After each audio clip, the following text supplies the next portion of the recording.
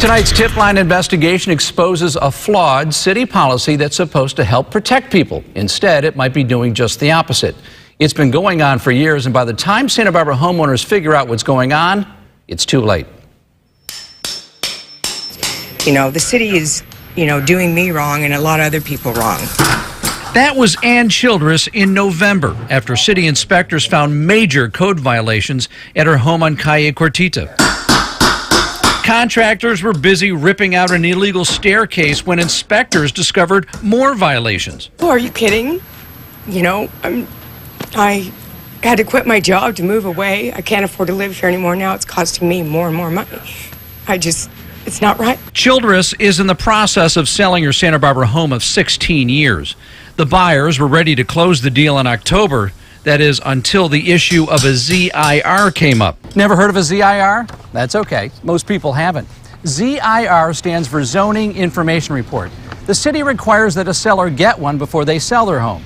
The cost, $465, and they're supposed to identify any health or safety code violations on the property. But local realtors say these ZIRs are grossly inaccurate, and it's been that way for decades. The city incompetence has caused good people to spend tens of thousands of dollars. Steve Epstein is Childress's real estate agent. He says when she bought the home in 1998, the city gave the house a clean ZIR, meaning it had no violations. Childress never made any changes to the home. Yet the new ZIR is riddled with violations that city code inspectors missed 16 years ago. I think we should have and could have been able to identify these improvements when we were there in 1998. Betty Weiss, a Santa Barbara city planner, she admits the city made mistakes in the Childress case.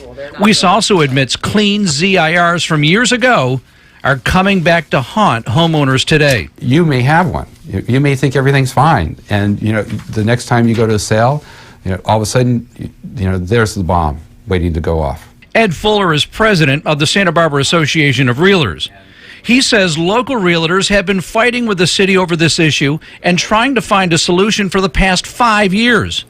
Fuller believes 20% of all ZIRs are wrong. This city is intruding in a process where they aren't needed, where they have no liability, and where they're producing inaccurate reports, and then proceeding to do enforcement on things that may not actually be a problem.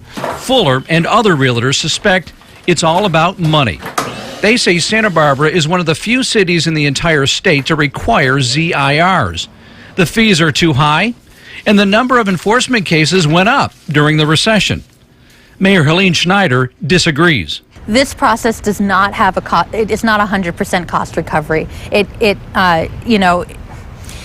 does not pay and give a profit in any way, shape, or form to the city's community development process. The mayor also believes ZIRs have a purpose. Besides ensuring that buildings are safe, ZIRs also act as a deterrent and keep people honest.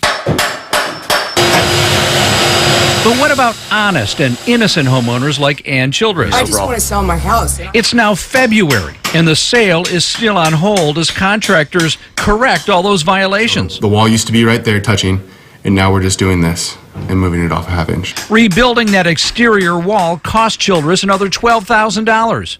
And that staircase we showed you earlier?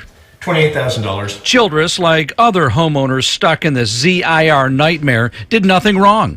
Yet they're being forced to bear much of the burden for mistakes the city made years ago. But we're not taking responsibility if what you mean by that is paying the contractors for the work or the architect for the drawing. So I do feel that we're responsible and we're acting responsibly in trying to solve the problem. But it's not a complete responsibility in terms of bearing all the costs, I realize. Weiss says they did waive some fees and tried to speed up the process for Childress, but she also blames the person who did all that illegal work at Calle Cortita sometime between 1977 and 1998, and then failed to disclose it before Childress bought the home. The bottom line is these reports in the hand of the city is the letter of the law. In the hand of the buyer or the seller, it's a worthless, meaningless document. Therein is the crux. Therein lies the problem. As for Ann Childress, she's paid out more than $50,000 in repairs so far. Money she says she didn't have. It's just not right. So something has to be done. The city has got to rectify the situation. The question is, how to do that?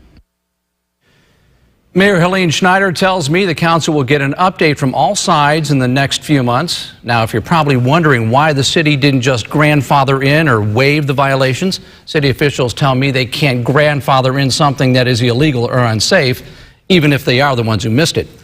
Now, we do want to acknowledge that Vining Construction and Jarrett Gorin of Vanguard Planning agreed not to be paid until the deal closed because they knew what Annie Childress was going through in this case.